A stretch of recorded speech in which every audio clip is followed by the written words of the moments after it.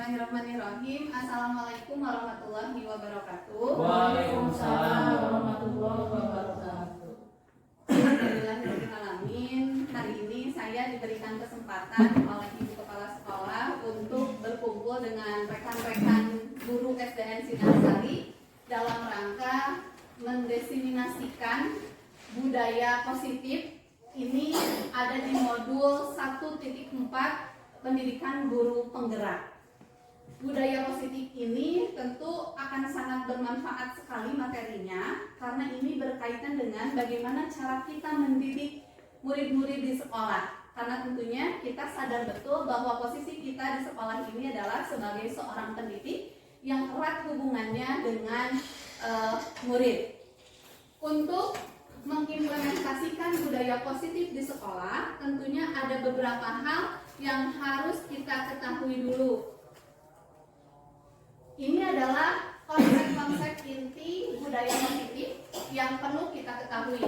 Yang pertama, ada disiplin positif, motivasi perilaku manusia, hukuman dan penghargaan, kemudian kebutuhan dasar manusia, posisi kontrol restitusi, keyakinan kelas yang tadi Ibu KS sampaikan, dan yang terakhir adalah segitiga restitusi. Masuk ke materi yang pertama, yaitu disiplin positif. Ketika kita mendengar kata disiplin, biasanya yang terbayang dalam benak kita adalah disiplin itu sama dengan hukuman. Ketika anak melanggar peraturan, kita sebut anak itu tidak disiplin. Kemudian kita berikan yang namanya hukuman. Nah, kata disiplin di sini dihubungkan dengan hukuman, padahal itu sungguh berbeda.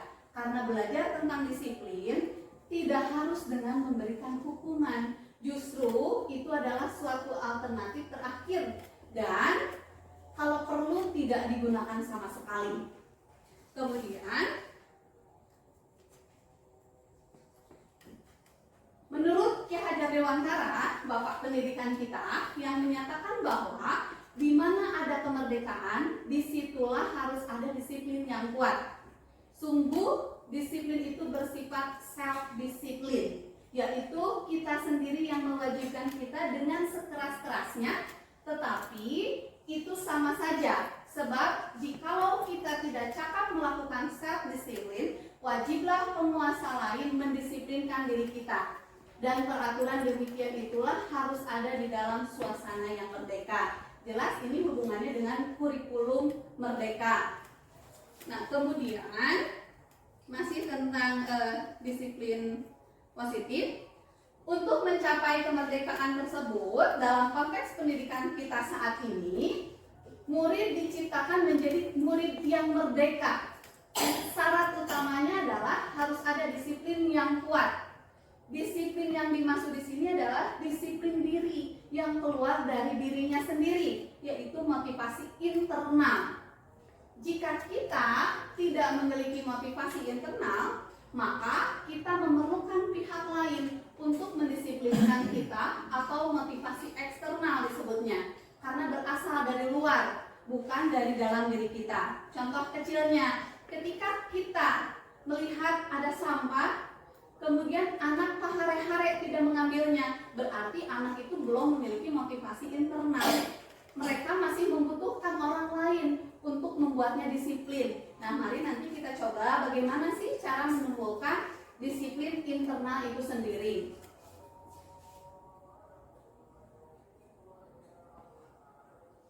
Nah, disiplin itu harus bisa membuat seseorang menggali potensinya menuju kepada sebuah tujuan, sesuatu yang dihargai dan bermakna. Dengan kata lain, disiplin diri juga mempelajari bagaimana cara kita mengontrol diri dan bagaimana menguasai diri untuk memilih tindakan yang mengacu pada nilai-nilai yang kita hargai. Dengan kata lain, seseorang yang memiliki disiplin diri berarti mereka bisa bertanggung jawab terhadap apa yang dilakukannya, karena mereka mendasarkan tindakan mereka pada nilai-nilai kebajikan universal. Dan tentunya kalau menurut saya pribadi, ini pun tidak berlaku hanya untuk murid, tapi berlaku juga untuk diri saya sendiri. Kalau saya tidak punya motivasi internal dalam diri saya untuk mendisiplinkan diri saya, tentunya tugas yang diberikan baik dari sekolah ataupun dari guru penggerak dan tugas di rumah tidak akan terlaksana dengan baik. Kemudian disiplin tersebut tadi merujuk pada kebijakan atau nilai-nilai universal. Nilai-nilai universal itu adalah nilai-nilai kebaikan, ya, nilai-nilai kebaikan. Nah, di kurikulum Merdeka, tujuan akhir dari murid yaitu menjadikan mereka memiliki keenam karakter profil pelajar Pancasila. Beriman, bertakwa kepada Tuhan Yang Maha Esa, dan berakhlak mulia.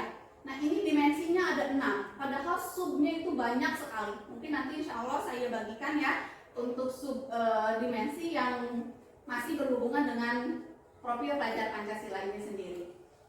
Kemudian mandiri. Nah, di sini saya pribadi mendidik saya sendiri untuk bersikap mandiri. Misalnya dalam mengerjakan tugas, dalam mencari ilmu, saya tidak perlu menunggu orang lain untuk untuk mengajak saya mencari ilmu. Saya memotivasi saya sendiri, saya harus mandiri kalau saya mau bisa gitu. Kemudian bernalar kritis. Bernalar kritis ini sendiri berarti kita harus mampu, harus mau berpikir. Mari kita didik anak-anak kita menjadi murid yang bernalar kritis. Jangan mau dibuahkan lab. Biarkan mereka memecahkan suatu masalah dari masalah yang kita sajikan supaya mereka berpikir kritis. Nah, kemudian apa itu berkebinekaan global? Sekarang ini kan sudah abad ke-21, di mana yang namanya budaya asing itu masuk ke negara kita. Penyaringnya sudah sangat tipis. Karena apa? Karena budaya asing itu masuk melalui hal-hal yang mudah dijangkau sama anak-anak. Gadget mereka punya, Wifi disediakan. Bagaimana tidak? Mereka melihat budaya luar, Korea misalnya K-pop lebih menarik, lebih menarik dibandingkan budaya sendiri. Dipersilahkan, hanya kita sebagai guru harus bisa menjadi filtrasi untuk budaya-budaya asing tersebut. Kita harus bisa menyesuaikan mana yang sesuai dengan nilai-nilai luhur Pancasila, mana yang tidak. Yang kemudian bergotong royong. Alhamdulillah di sekolah ini siswa ataupun gurunya sudah sangat erat untuk bergotong royong, sehingga pekerjaan yang berat pun akan terasa ringan karena kita sudah mengerjakannya bersama-sama. Yang satu lagi kreatif. Nah, di sini setiap siswa pasti memiliki daya kreatif. Hanya saja seperti saya mudah untuk memfasilitasinya. Padahal kalau difasilitasi, siswa itu bisa lebih kreatif bahkan dari gurunya. Nah, oleh karena itu, mari kita sama-sama menjadikan murid-murid yang ada di sekolah ini memiliki profil pelajar Pancasila. Tadi satu konsep yang pertama ya, disiplin positif. Sekarang masuk ke konsep yang kedua. Nah, Ibu Bapak, ternyata kita ini dalam berperilaku ada 3 jenis motivasi. Ada untuk menghindari ketidaknyamanan atau hukuman, ada untuk mendapatkan imbalan atau penghargaan dari orang lain, yang terakhirnya untuk menggali orang yang mereka inginkan dan menghargai diri sendiri dengan nilai-nilai yang mereka percaya. Yang pertama, untuk menghindari ketidaknyamanan. Artinya ketika saya disiplin, saya hanya berpikir gini, oke, saya harus masuk kelas karena saya sieun UKS. Nah gitu. Untuk menghindari hukuman, wah, lamun saya mengerjakan ADM pasti dicarikan nih untuk pengawas UKS. Itu yang nomor 1. Yang nomor 2 itu kebalikannya. Untuk mendapatkan imbalan. Saya sendiri di kelas pernah membuat daftar penghargaan. Ternyata itu tidak boleh. Karena itu justru termasuk eksternal. Anak gini, aku harus jadi nomor 1 karena aku akan diberikan hadiah sama ibu guru. Bukan ya, reward itu termasuk yang eksternal. Jadi bukan dari anaknya sendiri. Karena dia tahu pasti bakal diberi duit ya, tukang unang 2.000. Makanya guru-guru sholat. Nah itu ternyata memberikan dampak negatif karena anak tersebut motivasinya bukan dari diri sendiri, tapi dari orang lain. Makanya disebut motivasi eksternal. Yang bagus itu motivasinya eksternal, datang dari dirinya sendiri, internal, datang dari dirinya sendiri. Untuk menggali orang yang mereka inginkan. Saya ikut guru penggerak karena saya mau. Kemudian saya menghargai diri sendiri, saya membuat jadwal sendiri sehingga tugas saya bisa terselesaikan insya Allah dengan baik. Karena apa yang saya pegang? Karena yang saya pegang adalah hidup saya yang mengatur, kontrol diri ada pada diri saya. Saya tidak akan membiarkan orang lain mengontrol diri saya karena saya sendiri yang memegang itu. Nah itu ya Ibu Bapak, mudah-mudahan saya sendiri masih sering ada di eksternal, mudah-mudahan bisa bergeser ke yang internal gitu. Jadi mau ada MS hanya saya Ibu KS. Tapi karena memang tugas dan tanggung jawab kita di situ gitu. Mantap. Abi emang gitu. Nah, berhubungan dengan apa yang tadi Ibu KS sampaikan, itu sekarang kita sebutnya keyakinan kelas.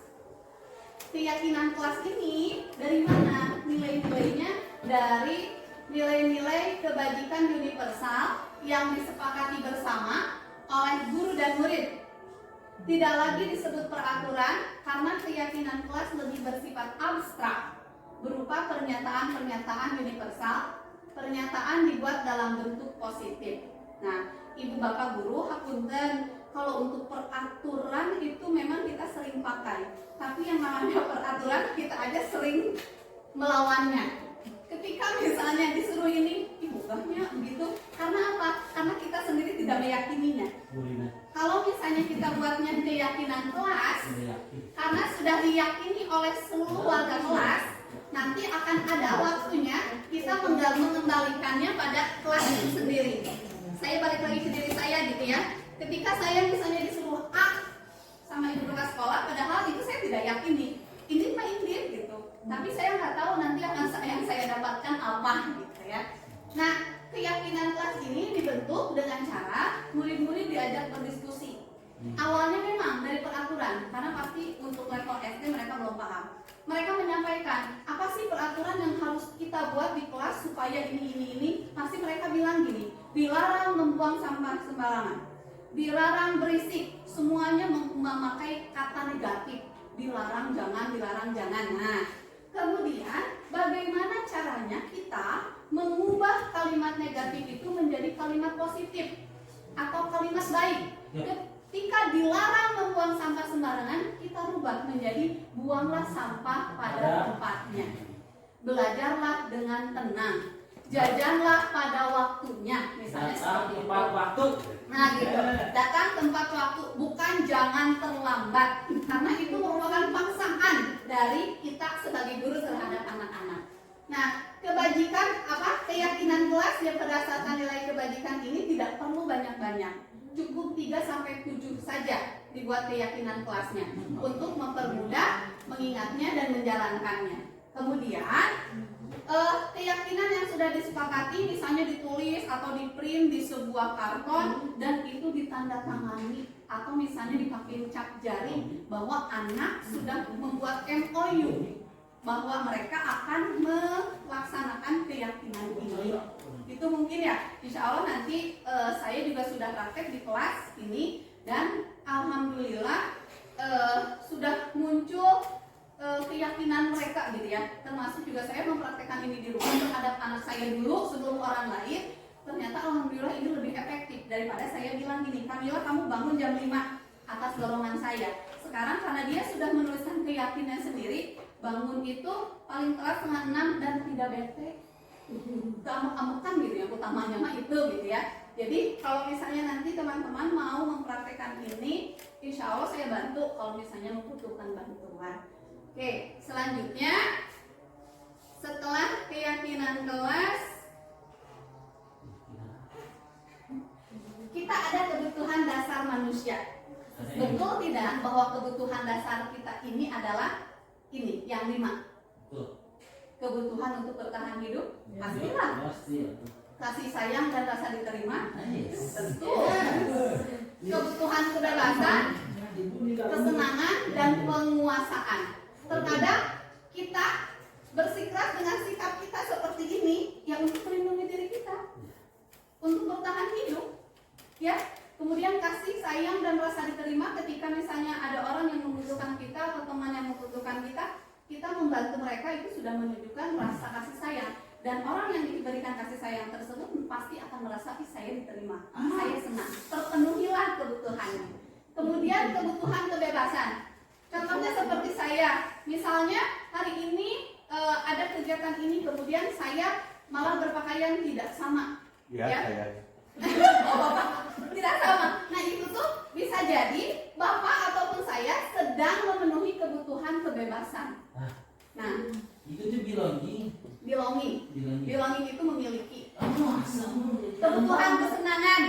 Nah, ini kebutuhan kesenangan ini sering sekali kita lakukan. Bersanda gurau bersama teman-teman gitu ya, ngeureuy kayak kukagieu. Nah, itu berarti kita secara tidak disadari bahwa kita sedang memenuhi kebutuhan kesenangan ini. Kan mungkin serius teuing gitu kan ya. Penguasaan atau power ini kebutuhan untuk diakui. Contoh, ketika dulu kita ada anak misalnya bilanglah di kelas Pak Unang dulu kelas 6 yang super aktif gitu ya. Dia itu sebelumnya pengen jadi penguasa gitu. Tapi dia belum tahu bagaimana sih sebetulnya cara menjadi penguasa ini. Tidak semerta-merta bisa nunjuk-nunjuk orang atau misalnya bisa nyuruh-nyuruh orang gitu. Nah, di sini kita berperannya nanti bagaimana cara mengarahkannya. Sehingga ketika seorang murid melakukan sesuatu perbuatan yang bertentangan dengan nilai-nilai kebajikan atau melanggar peraturan, hal itu sebenarnya dikarenakan mereka gagal untuk memenuhi kebutuhan dasar mereka. Ya, jadi kalau misalnya ada anak di kelas yang nangis, jangan langsung naon sih nganceri kue, tanpa kita tahu dulu apa sih alasannya dia menangis. Mungkin karena memang dia merasa tidak diterima sama kita, kurang kasih sayang kita gitu, atau misalnya hal lainnya. Ini kebutuhan dasar manusia, ada 5. Nah, sekarang tadi masalahnya sudah, bagaimana sekarang cara menyelesaikan masalah yang berhubungan dengan murid-murid. Saya sendiri sering sekali melakukan sebagai seorang penghukum. Ini adalah restitusi 5 posisi kontrol, jadi nanti ada 5 ya. Penghukum. Penghukum ini biasanya berbicara dengan nada suara tinggi, marah gitu ya. Bahasa tubuhnya, mata melotot, jari menunjuk-nunjuk menghardik, atau mungkin sampai mengeluarkan kata-kata kasar. Dan ini ternyata termasuk jenis penghukum. Hasilnya bagaimana? Hasilnya anak akan takut. Kita menyangka anak itu nurut sama kita, padahal ternyata anak ini akan marah. Dan sudah jelas kan terjadi di sekolah kita. Dampak dari yang dulu di sekolah kita sering terjadi kerusakan, ada yang coret-coret tembok, bisa jadi ini karena dari sikap penghukum di masa lampau ini. Nah, iya kan? Bisa saja murid akan melakukan kesalahan yang lebih dari sebelumnya. Insya Allah saya mau tobat untuk jadi penghukum, karena memang setelah referensinya dibaca, ini akan memberikan dampak yang tidak baik, dan tentu saja ke kitanya juga. Kita akan dicap menjadi pemarah gitu ya, dan tentunya itu tidak diharapkan oleh semua guru gitu. Yang kedua, pembuat merasa bersalah. Saya juga sering ini berbicara dengan nada suara lembut, menggunakan keheningan untuk membuat orang merasa bersalah. Hasilnya, murid akan merasa bersalah, murid akan merasa gagal. Sering ya? Misalnya gini, Ramdan gak kasihan sama ibu, Ramdan teh hayo we kasihangan. Nah, kalimat seperti itu ternyata membuat murid merasa gagal. Dia akan berubah, tapi dia gini, kamunya Bu Eka, bukan dari dirinya sendiri, tapi dari orang lain, eksternal itu sendiri. Saya sering melakukan ini. Saya pikir ini efektif. Oh, ternyata ini bertentangan, tidak baik gitu ya, tidak memberikan dampak positif. Nah, kemudian yang selanjutnya adalah posisi sebagai teman. Ada posisi sebagai teman. Ini sudah memiliki nilai positif. Tidak lagi marah-marah. Kemudian ramah ini mah. Ramah, akrab, dan bercanda. Bahasa tubuh merapat pada murid, mata dan senyumnya jenaka. Contohnya misalnya gini, murid ini kita anggap teman. Bahasanya juga bahasa seperti seorang teman. Ya, di sini murid akan merasa senang dan akrab dengan guru. Namun di sisi negatifnya yaitu murid tersebut akan tergantung pada guru tersebut. Dia sudah merasa nyaman. Misalnya kelas 6 atau misalnya kelas 1 sudah nyaman dengan Bu Elis, ketika naik ke kelas 2 ganti guru, dia nggak mau. Karena Bu Elis sudah dianggap teman, nggak mau berpisah sama Bu Elis. Gitu. Ya. Nah ini juga sering sama relakan. Dia seperti Paulnya sama Bu Elis sudah berteman, dia susah untuk berpisah. Sudah nyaman. Nah, kemudian yang keempat ada pemantau. Pemantau ini tugasnya mengawasi berdasarkan pada peraturan-peraturan dan konsekuensi. Nada suara datar, bahasa tubuh normal. Contoh, ketika di sekolah kita sudah ada peraturan memakai sepatu berwarna hitam. Ada anak yang tidak memakai, dengan tegas saya bilang, kenapa kamu tidak pakai sepatu warna hitam? Ya ibu, sepatunya basah. Konsekuensinya atau peraturannya kalau tidak memakai, itu kamu lari keliling lapangan. Ya, karena sudah tertera di peraturannya seperti itu. Murid akan memahami konsekuensinya karena dia tahu peraturannya seperti itu. Dilanggar oleh dia. Oleh karena itu dia akan melakukan konsekuensinya. Namun motivasi yang muncul pada murid masih motivasi eksternal. Sanes kulantaran anjeunna nyarira nu hoyong berubah tapi sieun ku peraturan. Nah itu hubungannya masih tadi dengan yang motivasi perilaku. Kemudian yang terakhir, yang terakhir materi ya, maaf. Ini posisi kontrol. Ada ini harusnya kelima ya, manajer. Manajer ini guru berbuat sesuatu bersama murid, mempersilahkan murid, mempertanggungjawabkan perilakunya, mendukung murid agar menemukan solusi atas permasalahannya. Nada suara tulus, bahasa tidak kaku, mendekat ke murid. Di sini murid sudah mengetahui adanya masalah dan mampu kembali ke keyakinan kelas untuk memperbaikinya. Saya tahu ini tidak mudah, tapi kalau misalnya kita tidak mencoba, kita tidak akan tahu apa hasilnya, apa perbedaannya, gitu ya. Tidak mudah seperti membalikkan telapak tangan. Tapi kalau misalnya memang ini suatu kebaikan untuk murid, kenapa tidak kita coba, gitu ya. Secara bertahap, insya Allah kalau ada yang membutuhkan bantuan untuk mengetahui lebih lagi, saya insya Allah siap bantu. Karena pada dasarnya kita menjadi seorang pendidik di sekolah ini tujuan utamanya murid, dan murid. Semua yang kita lakukan adalah kebaikan untuk murid itu sendiri. Nah, kembali selanjutnya adalah materi segitiga restitusi. Ini penerapannya dari yang tadi jenis manajer. Kenapa disebut segitiga? Karena memang ada 3 tahap yang akan kita lalui atau yang akan kita lakukan ketika kita menerapkan restitusi pada siswa. Ya, jadi restitusi ini salah satu pendekatan untuk penyelesaian masalah. Tahapan yang pertama ada di sini yang disebut dengan menstabilkan identitas. Ya, kemudian validasi tindakan yang salah. Dan yang terakhir adalah menanyakan keyakinan. Tentu saja sebelum kita melaksanakan segitiga restitusi ini, yang pertama kali harus kita buat adalah bukan peraturan tadi apa? Keyakinan kelas. Bagaimana ketika kita menerapkan ini ke anak, bertanya, ingat tidak keyakinan kelas yang kita buat? Cuk, anak teh emang ibu kita udah bikinnya, kan tidak mungkin ya. Jadi step yang pertama itu kita bentuk dulu keyakinan kelasnya seperti apa. Ini lebih detailnya untuk menstabilkan identitas.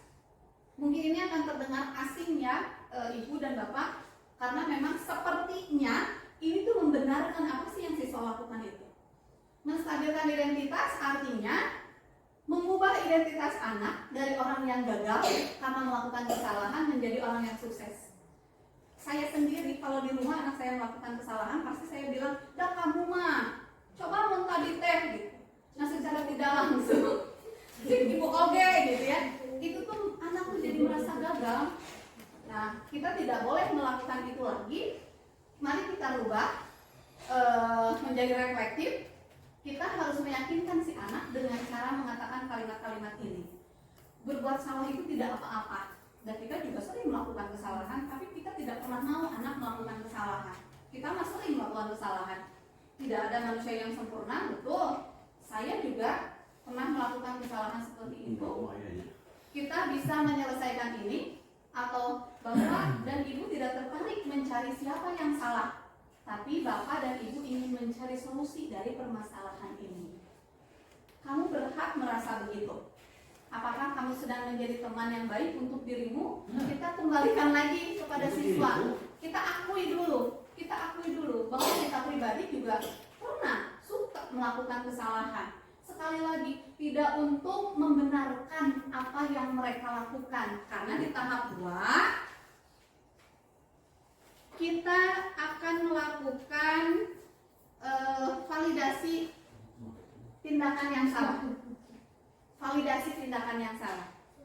Kembali lagi ke kebutuhan manusia yang tadi, bahwa setiap tindakan yang kita lakukan dengan satu tujuan, yaitu memenuhi kebutuhan dasar. Kalau kita memahami kebutuhan dasar apa yang mendasari sebuah tindakan, kita akan bisa menemukan cara-cara paling efektif untuk memenuhi kebutuhan tersebut. Menurut teori kontrol, semua tindakan manusia, baik atau buruk, pasti memiliki maksud atau tujuan. Seorang guru yang memahami teori kontrol pasti akan mengubah pandangannya dari teori stimulus respon ke cara berpikir proaktif yang mengenali tujuan dari setiap tindakan. Contoh kecil ya ibu bapak, ketika di kelas 4 ada satu anak yang dia senang duduknya kakinya diangkat ke atas, ya, karena dia belum punya keyakinan bahwa nilai sopan santun itu harus diterapkan di sekolah. Ada kebutuhan lain yang dia harus penuhi, yaitu untuk kesenangannya. Nah, gitu ya. Caranya kita tidak lagi stimulus respon, artinya tidak lagi menebak-nebak, tapi kita harus berpikir proaktif. Kenapa ini anak bisa seperti ini? Pasti ada yang melatar belakanginya. Itu validasi tindakan yang salah. Ini bisa kita lakukan dengan mengucapkan beberapa kalimat ini. Mungkin terdengar asing, tapi ini itu tidak akan menghakimi, justru akan memvalidasi kebutuhan mereka. Contohnya, padahal kamu bisa melakukan yang lebih buruk dari ini ya. Kamu pasti punya alasan mengapa melakukan hal itu. Kamu patut bangga pada dirimu sendiri, karena kamu telah melindungi sesuatu yang penting buatmu. Kamu boleh mempertahankan sikap itu, tapi kamu harus menambahkan sikap yang baru. Di sini divalidasi kesalahannya, tidak dibenarkan sekali lagi, tapi divalidasi, sama-sama dicari untuk solusinya nanti seperti apa. Nah, tahap yang ketiga, menanyakan keyakinan. Di sini menanyakan keyakinan itu tadi kembali lagi, apa yang telah kita sepakati di awal. Di sini teori kontrol menyatakan bahwa kita pada dasarnya termotivasi secara internal. Sebetulnya ada motivasi internal dalam diri kita, tapi sok elek kumaha eta ya. Poe ayeuna aku rek ngerjakeun daftar nilai pasti ngali akreditasi nagari lakene. Oke, jadi terjadi gitu ya. Mau bikin soal penilaian harian, oke di lakene ulangan oge. Nyari dari Google bakal itu acan. Nah gitu ya. Ketika identitas sukses telah tercapai tadi langkah 1 dan tingkah laku yang telah divalidasi di langkah 2, maka anak akan siap untuk dihubungkan dengan nilai-nilai yang dia percaya dan berpindah menjadi orang yang dia inginkan. Pertanyaan-pertanyaan di bawah ini bisa menghubungkan keyakinan anak dengan keyakinan kelas atau keluarga. Apa yang kita percaya sebagai kelas atau keluarga? Anak tentu akan menjawab karena dia menyepakati, ya, karena dia menyepakati. Kalau kita yang buat pasti anak meureun ibu yang bikin gitu ya. Apa nilai-nilai umum yang telah kita sepakati? Atau apa bayangan kita tentang kelas yang ideal? Kemudian kamu mau jadi orang seperti apa? Nah, ini penting sekali ditanyakan kepada anak untuk mengingat bahwa mereka sendiri yang sudah membuat kesepakatan itu, sehingga mereka akan kembali ke keyakinan itu dan merubah karakter mereka yang tidak baik tentu saja menjadi baik dengan motivasi internal, bukan motivasi eksternal. Oke. Nah, itu untuk segitiga, misalnya berpakaian rapi, kemudian ketika sekolah memakai sepatu gitu ya. Jangan misalnya ketika hari Jumat anak-anak tuh sendal jepit gitu ya, yang mereka pakai setelah main dipakai ke sekolah misalnya gitu ya, buka air sebentar. Kemudian dari cara atau kesiapan mereka untuk belajar membawa alat tulis juga itu sangat penting gitu. Di kelas 4 aja baru masuk ibu menyangka alot gitu. Nah, mau apa ke sekolah gitu. Mungkin di sini kita coba menjelaskan kepada orang tua bahwa yang namanya ke sekolah itu anak-anak disiapkan gitu. Tidak semerta-merta hanya datang ke sekolah saja. Itu mungkin tambahannya untuk rapat nanti disisipkan itu. Dan mungkin kalau misalnya sudah jadi visi pun harus kita sampaikan kepada orang tua supaya mereka mengetahui dan ikut membantu, karena kalau saya tidak salah untuk visi ini ada hubungannya dengan orang tua. Yang kemarin yang dibaca itu ada kan ibu ya, yang dibaca dari itu ya, hubungannya dengan orang tua. Jadi yang mengembangkan sekolah itu tidak hanya kepala sekolah, tidak hanya guru, melainkan dengan komite dan juga orang tua. Mungkin itu saja yang bisa saya sampaikan. Ada yang mau ditanyakan? Kalau misalkan untuk untuk riwayat ya, itu memang saya udah berlakukan dari 3 tahun ke belakang lah. Tapi tidak untuk memberi anak imbalan, sebetulnya itu hanya untuk mengetahui saja. Si A, si B, si C gitu. Jadi mungkin perolehan dari bintang, kita kan nyebutnya di sekolah dipakai bintang ya. Untuk perolehan bintang di sana nanti ketahuan. Jadi yang paling menonjol itu siapa. Jadi itu ayah mengkata, begini antara anak satu dan anak yang lain itu sudah terlihat dari perolehan mereka. Itu bisa tidak seperti itu? Kalau berdasarkan materi dari modul ini tidak bisa, karena itu dibahas di modul 2.1 mengenai pembelajaran berdiferensiasi. Jadi itu bukan salah satu cara untuk mengetahui kebutuhan belajar murid. Kebutuhan belajar murid itu nanti akan kita ketahui dari yang pertama kesiapan, yang kedua adalah minat, yang ketiga adalah profil murid itu sendiri. Kembali lagi. Ya, jadi tidak bisa kita misalnya award ini atau tidak berbentuk imbalan uang atau makanan, hanya berbentuk bintang. Pernah tidak ketika sekolah ibu dan bapak merasakan seperti ini, si eta lainnya menangkan gitu ya. Nah seperti itu. Jadi ketika kami belajar di grup penggerak ini, itu yang pertama kali ditanyakan sama fasilitator. Ibu coba ungkapkan, ketika ibu sekolah, apa hal yang menyenangkan? Gurunya begini. Berarti ketika ibu sekarang jadi guru, ibu harus jadi guru seperti itu, karena ibu juga senang. Yang tidak senangnya apa? Saya dimarahi karena saya tidak mengerjakan PR. Apakah ibu akan menjadi guru seperti itu? Katanya gitu, Bu. Jadi untuk reward itu ya tidak dianjurkan, karena tadi masih masuknya ke motivasi eksternal, bukan dari ini. Nah, contoh kecil boleh ya? Misalnya seperti di kelas 4 yang sudah saya lakukan. Ternyata berdasarkan asesmen yang non-kognitif, terlihat bahwa salah satu murid baru yang datang ke sini, dia lemah sekali di menulis.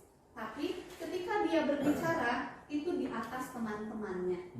Ketika tugas yang saya berikan, misalnya tugas dalam bahasa Inggris, dia lebih senang ngomong dibandingkan dengan menulis. Oleh karena itu saya buatkan kelompok, disatukan. Ketika yang satu nulis, dia bisa menyampaikan. Nah, jadi kebutuhannya dianalisis dengan cara seperti itu. Nanti pun ada Bu analisis tertulisnya gitu ya. Pra-nya ada. Memang kalau untuk kurikulum kurikulum Merdeka lebih detail daripada kurikulum 2013 mengenai penilaian diagnostik dan yang lainnya gitu. Namun mungkin karena saya sendiri juga belum paham sampai situ Bu, belum bisa menjelaskan penilaian yang lain-lainnya. Gitu. Ya mungkin kalau misalnya memang Ibu merasa oke, ini masih bagus saya terapkan karena anak-anak nurut, tapi jangan sampai di situ, dampak setelahnya, dampak ke anak-anak lainnya bagaimana? Mungkin gitu. Ya, terima kasih. Jadi apalagi disuruh lari ya. Oh iya. Anak kesiangan lari 20 keliling. Nah tapi kalau Pak Andi kan guru olahraga. Ketika anak-anak misalnya yang memang dinilai tidak memahami atau tidak mengikuti keyakinan kelas, Pak Andi minta dia untuk berlari, boleh. Ya, hukuman juga tadi Bu KS sampaikan, hukuman atau sanksi yang mendidik. Ada nggak misalnya ketika ada anak kesiangan, kamu kesiangan, sekarang kamu harus nulis selembar, aku tidak akan terlambat lagi. Apakah ada hubungannya antara kesiangan dan menulis? Tidak. Tidak ada. Nah, jadi kita harus berusaha sebisa kita menghubungkan antara sebab dan akibatnya. Kalau misalnya anak itu terlambat, konsekuensinya bukan itu, bukan menulis. Gitu. Ya, mungkin itu Ibu Bapak Guru kita harus pintar-pintar mencari ketika anak disuruh nulis sebagai konsekuensi salahnya dia apa. Harus ada hubungannya dengan itu. Mungkin begitu ya, Ibu Bapak. Terus satu lagi boleh nggak? Karena memang ini harus diterapkan di sekolah. Karena sudah saya sampaikan ke pihak fasilitator bahwa ini adalah program sekolah kita dan ini akan dipanen nanti pada lokakarya ke-7. Ini akan, yang itu teh Bu, yang apa?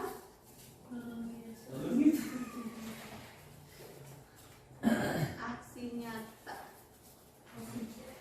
Bentar. Ngomong kompor soalnya. Nah ini.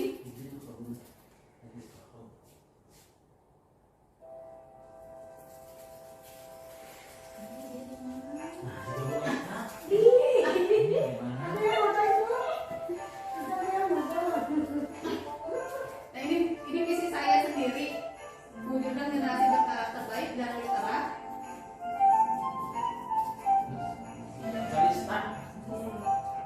Kalista itu membaca, menulis dan bercerita. Berarti Ya.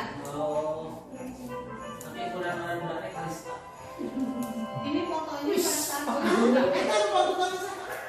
lagi gede itu ya. iya, benar. Bukan itu presiden Bapak. Ada aja. Jadi saya tidak calistung, tapi calista, membaca, menulis dan bercerita. Itu yang sebelum itu maksudnya. Masa cuma tinggal Terus sahabat di mana? Iya betul. sebelum aja. Mulai cari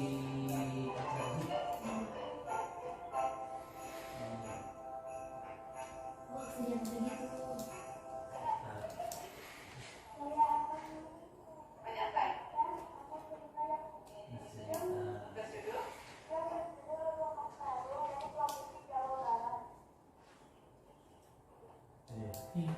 Kita kenal nggak? saya baru rata seperti gimana? Akhirnya sekalian terakhir. Nah, ini juga kenapa? Untuk hidupnya dinya Udah enggak. Terakhir penumpang hitam gitu Bu kalian. terus ternyata. Ya. Oke, terima kasih.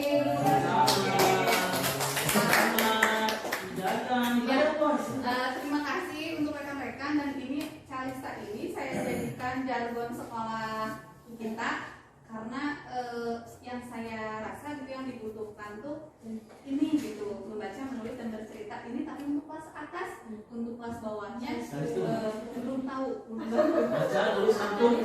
Ya, karena ini akan dipanen nanti di lokakarya 7, mudah-mudahan nanti setelah suasana sekolah kondusif ya bisa diterapkan lagi di kelas 4, 5, 6. Ya, Kalista, Kalis dan ya, sekali lagi hatur nuhun pisan untuk waktunya. Mohon maaf sudah melebihi dari batas jam kerja. Mudah-mudahan apa yang saya sampaikan ini bisa menginspirasi teman-teman untuk ikut mendaftar menjadi guru penggerak pada angkatan Insya Allah, ini. insya Allah. Amin. Amin. Karena insya Allah ilmunya akan bermanfaat, tidak hanya untuk diri sendiri, tapi kebermanfaatan untuk semuanya. Sekali lagi terima kasih. Wassalamualaikum warahmatullahi wabarakatuh. Waalaikumsalam warahmatullahi wabarakatuh.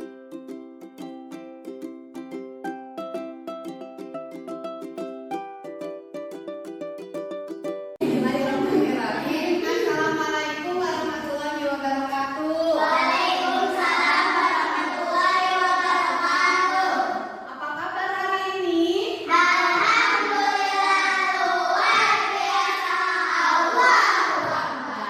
Oke ya. Sekarang ibu mau tanya, siapa yang tidak hadir hari ini? Jadi ada berapa orang? Oke. Ramdan kenapa? Habibah? Sifat? Oke. Kenapa mereka bisa sakit? Musim. Kata Allah lagi musim. Tapi kalau musim sakit mah nggak enak ya. Kalau musim rambutan, musim durian itu enak. Oke. Berarti kalau kita tidak mau sakit harus bagaimana? Berdoa, makanan bergizi, ya. Jadi hidup kitanya harus teratur, ya. Hidup kitanya harus teratur. Kalau kalian pergi ke sekolah ini punya peraturan nggak di rumah? Apa coba satu? Gimana peraturan di rumah satu? Peraturan di rumah Darin. Kalau soal tidur bagaimana peraturannya? Cuci kaki, oke. Mandi, gosok gigi, pintar. Pukul berapa tidur malam?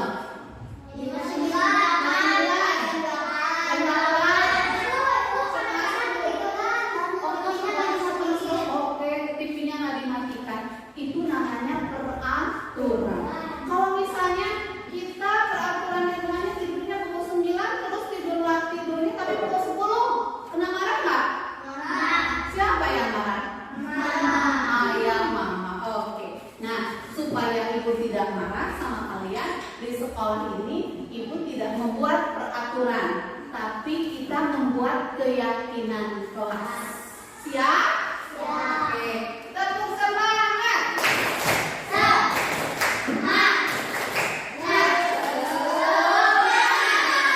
Oke, good job. Sekarang ibu mau tanya dulu ke kalian. Kira-kira peraturan di sekolah ini yang kalian tahu apa sih? Ada peraturan apa di sekolah? Belajar. Oke.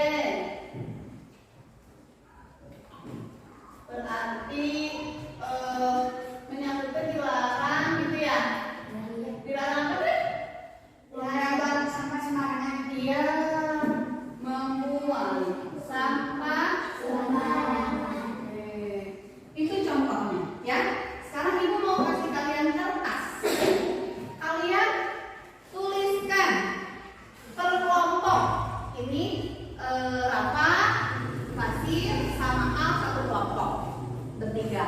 Kemudian Sarah sama Darin berdua, Syahdu sama Jahra berdua, Nimas sama Sinta, dan kemudian Ahmad sama Tama. Di kertas ini tuliskan peraturan-peraturan sekolah yang kalian ketahui. Contohnya misalnya dilarang membuang sampah, dilarang apa lagi? Pernah dengar nggak? Pernah. Oke. Gak usah diberi nama, langsung saja ditulis peraturannya apa aja. Ya, boleh. Mana pensilnya dikeluarkan? Boleh ya? Ya. Boleh. Boleh 5 saja. Boleh 5. 5 peraturan boleh.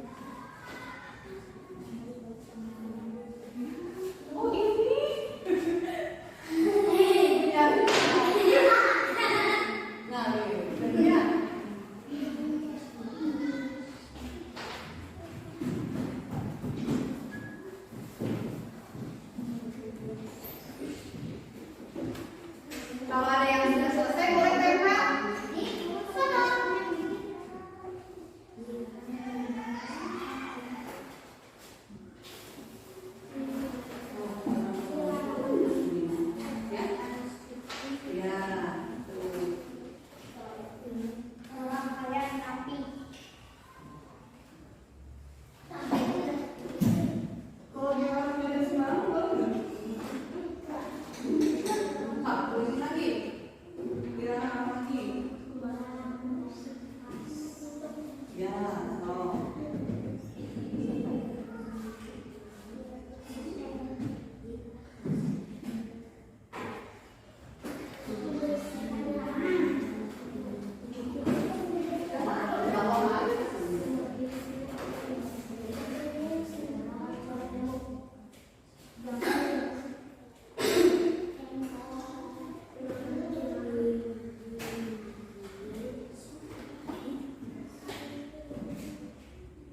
Kalau yang bisa 5 boleh 5, tapi kalau ibu cuma 3 aja boleh, 3 juga nggak apa-apa.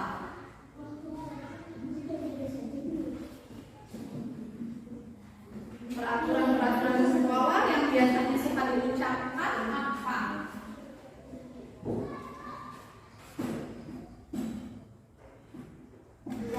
Dah, boleh. Sini, Chandra.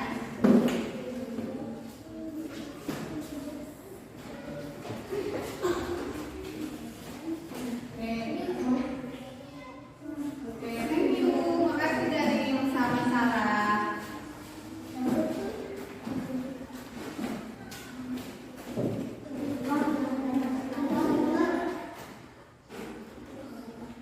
Jangan datang terlambat. Jangan ngobrol kalau lagi belajar, gitu ya. Jangan membuli teman, gitu. So, jangan membuli teman, juga. Jangan membuli teman. Boleh.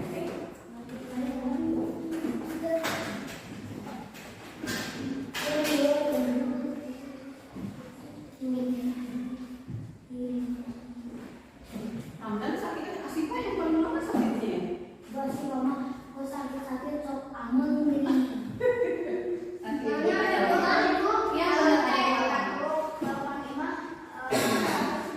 Oh gitu, kalau malam ya, karena dingin.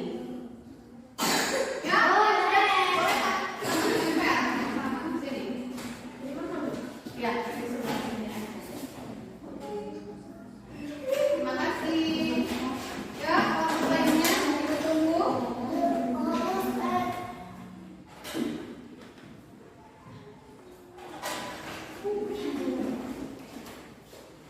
Boleh, Mbak sini tak sebelah.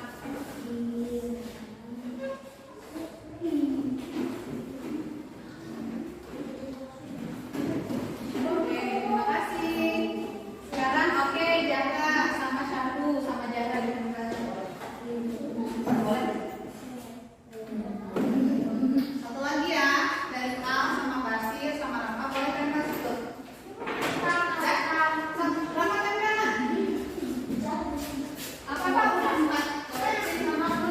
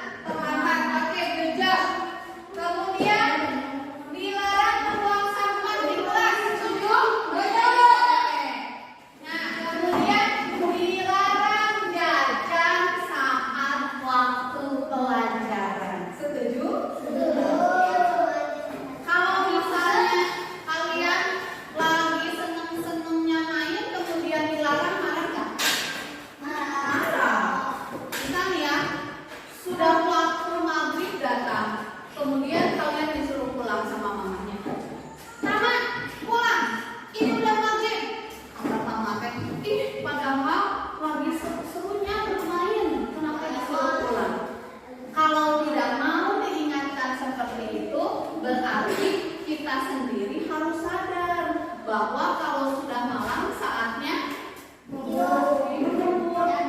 sholat gitu. Iya, kalimat-kalimat ini tidak enak kalau misalnya terdengar dilarang. Kesannya ada hukuman yang mengikuti. Ditambah menjadi kalimat positif atau menjadi kalimat baik. Iya, enggak, nanti kami kasih dulu. Sebentar kakak, boleh kasih lagi. Iya, simpen dulu. Ini dulu kita selesaikan ya. Oke, siap? Oke ya. Oke, baik.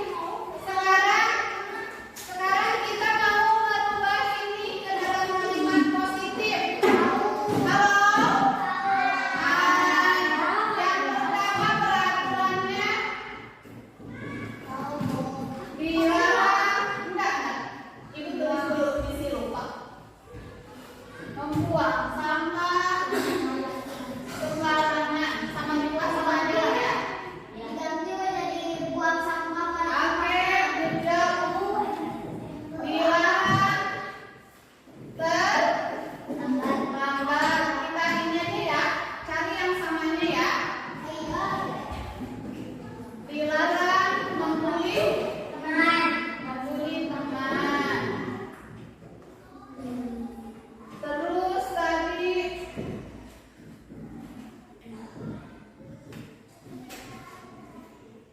dilarang apa tadi? Oh, dilarang berisik saat belajar. Terus apa lagi tadi yang samanya? Dilarang membuang sampah. Oh, iya ya, ada ya, tapi sama ini ada ya. Boleh. Dilarang apa lagi ya?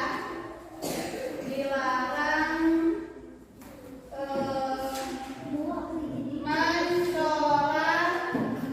mencoret tembok.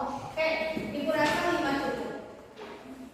Baik, kalimat ini kalimatnya masih negatif karena menggunakan kata dilarang. Sekarang Ibu mau minta kalian berkelompok kalimat negatif ini dirubah menjadi kalimat positif. Hilangkan kata dilarang ini. Contoh, dilarang membuang sampah sembarangan akan berbunyi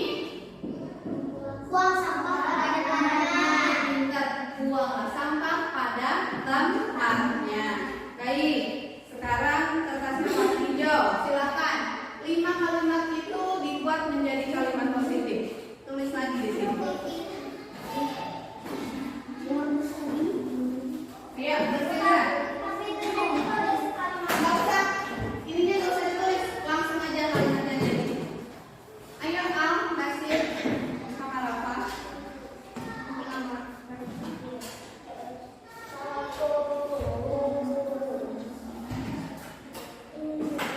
5 kalimat ini dirubah ke dalam kalimat positif atau dalam kalimat baik.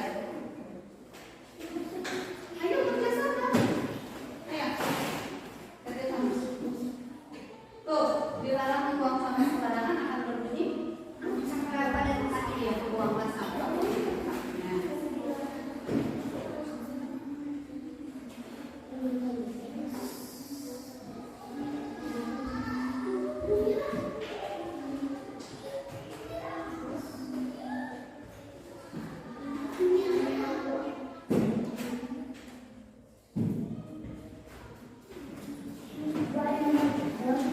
Dilarang terlambat berarti ya datanglah ya.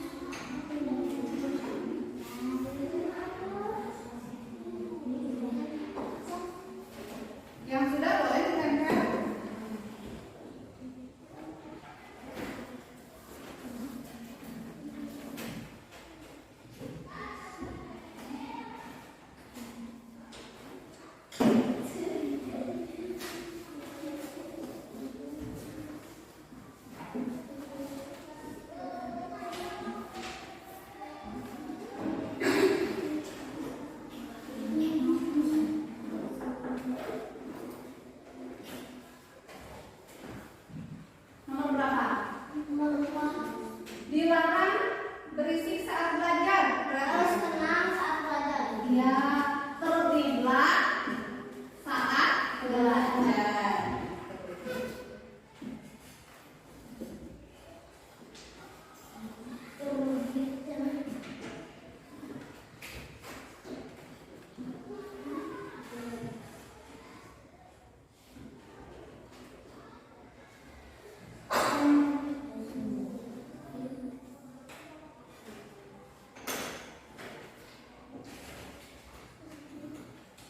Dilarang mencoret-coret tembok. Berarti apa? Nggak usah pakai jangan, tapi jagalah. Ya, boleh. Jagalah tembok dari coret-coretan. Jagalah kebersihan tembok gitu. Oke, terima kasih dari ya. Coret-coretlah pada tempatnya, pada buku. Wah, kayak apa? Coret-coret pada buku nggak akan dimarahin, tapi harus dibuka. Coba kalau buku orang. Marah.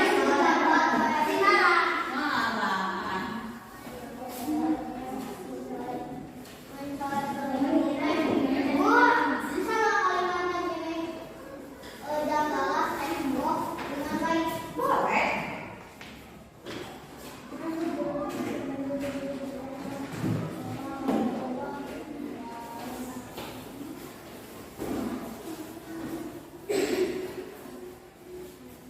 Namanya Syahdu berarti harus bisa menyanyi dengan Syahdu.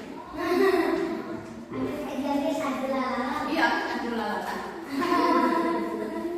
Jadi rakyat Syahdu. Beres, ayo boleh. Kakak.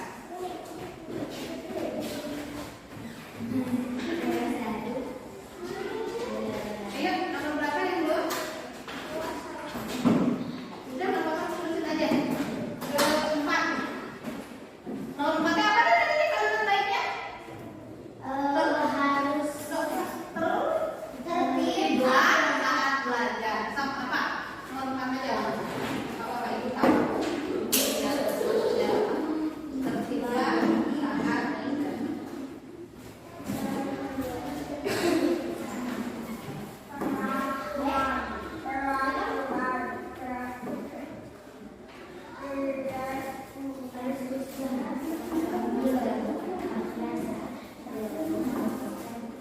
Siapa yang menempel? Bapak?